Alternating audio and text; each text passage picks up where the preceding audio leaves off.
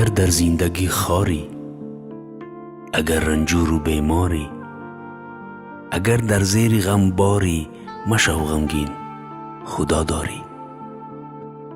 اگر جانی جوانت سوخت، وجود و استخوانت سوخت، اگر چی خانمانت سوخت، مشو غمگین، خدا داری.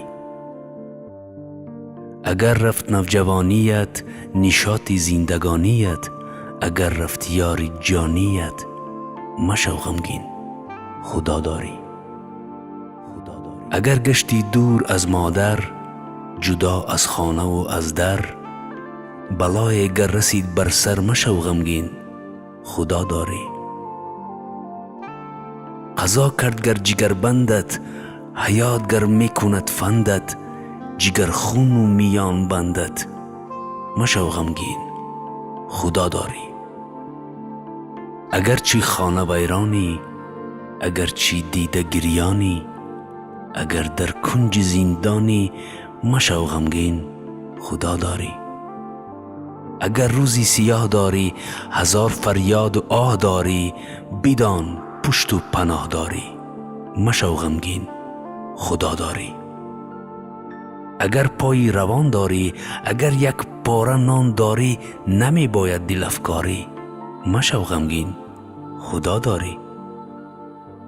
اگر در زندگی خاری، اگر رنجور و بیماری، اگر در زیر غم باری، مشو غمگین، خدا داری.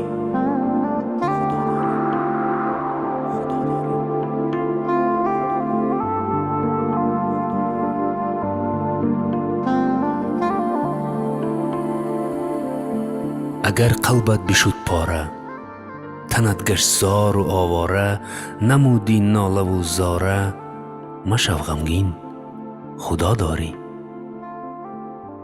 اگر در نیمه راهی، نکرد دوستی همراهی، نداری آنچه می خواهی، مشو غمگین، خدا داری. اگر با پای عریانی، اگر در زیر بارانی، اگر خاطر پریشانی، مشو غمگین، خدا داری.